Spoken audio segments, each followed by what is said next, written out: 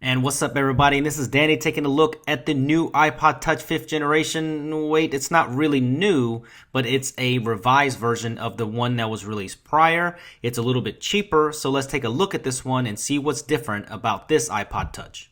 So first and foremost, I've done some extensive coverage on the iPod Touch 5th generation, from the unboxing to the full review, so please check those out on my channel, and I'll leave those in the annotation section below.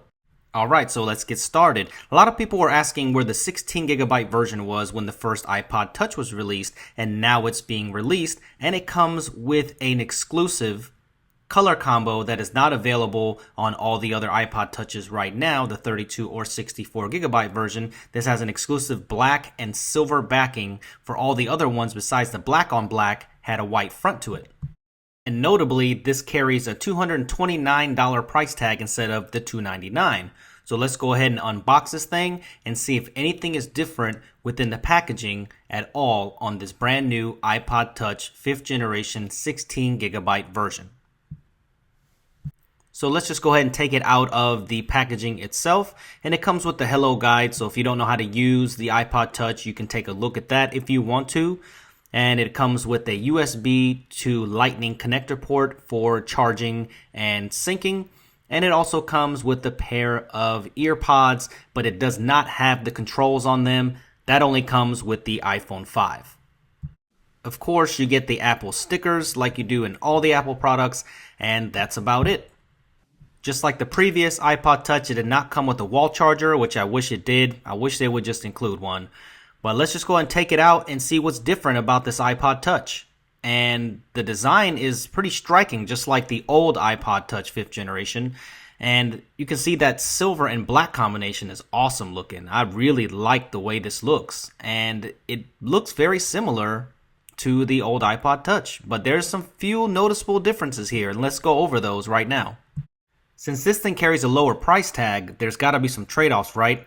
Well, let's go over those, and the good thing is that it still has this great metal back that's in silver, and it looks really nice, and it still has the Wi-Fi and Bluetooth, and the buttons, though, now are plastic instead of the metal that match the color on the older iPod Touches, or the 32 gig and 64 gig, and there is no loop connector on this one, like the 32 or 64 gigabyte you can get right now, and that was where you can just pop that out and use this as a lanyard so you can attach it to you so you don't drop the iPod. So for people that are buying this for kids, you really need to make sure that you're looking for this. And the largest omission is there is no camera, so you might find yourself in this situation if you buy this iPod Touch. Oh, I got my brand new iPod Touch. Can't wait to take a whole bunch of pictures of my pet that nobody wants to see. Let's open up the camera real quick. Can't wait to put them all over Facebook, Twitter. Man, I'm just gonna tear it up. Dude, where the hell's the camera? If you do want this camera, you're gonna have to buy the 32 or 64 gigabyte version. The microphone has been moved to the top now instead of by the camera, but you still get the Lightning port, the 3.5mm headphone jack, and you also get the speaker as well. No huge design changes or anything like that.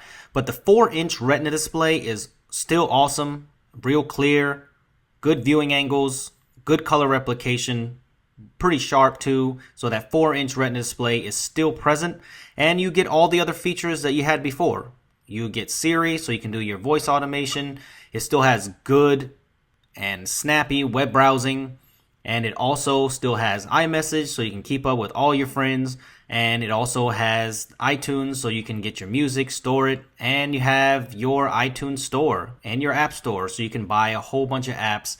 And of course, you have some exclusive gaming on iOS, and it plays fantastic on this 4-inch Retina display. Looks really good, and I love playing Infinity Blade 2. Of course, it's not as powerful as your iPhone 5, but it still plays these games pretty good.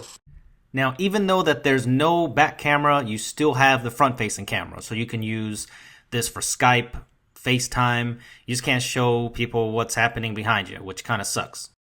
But Apple retained the Apple A5 chip, 800 megahertz dual core with a half a gig of RAM, 512 megabytes for everybody. And it's not the most powerful thing out there, but it's still the same as the 5th generation iPod Touch that you will get if you pay a lot more. You're just going to end up getting more storage, the camera, and a little bit of different build quality.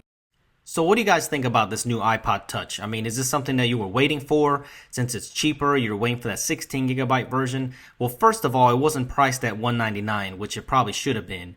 And they stripped things away for only $70 less. It doesn't really make sense. I don't know why they didn't just retain the camera and all that other stuff and just lowered the price. Why make a whole different iPod to strip away? I mean, I guess they're profiting from not putting this stuff in there, but it just doesn't make sense to me. And I think that this device, if you're on a budget, it makes sense that you can buy this on a budget, $229 for your kids. You don't really care. Then this is the one for you. But you have to really think that $70 more, you can get a very capable 5 megapixel camera that has HD video, and you get this loop connector, which will help you with the lanyard, or if your kids are real goofy and they like to drop stuff, or you are, then it's a good inclusion to have. It's pretty strong too. It doesn't really come off. But definitely do not get this 4th generation iPod Touch for $199, because then that's just dumb. But I don't know why Apple didn't just do what they did and just go ahead and release the exact same one with lower storage for less money. Even $250 would have been better and just kept the stuff that was in there. Anyway, well, that does it for me. Follow me on Twitter at SuperScientific. Subscribe to my channel so you don't miss another video. Thank you for watching, and I will see you in the next video.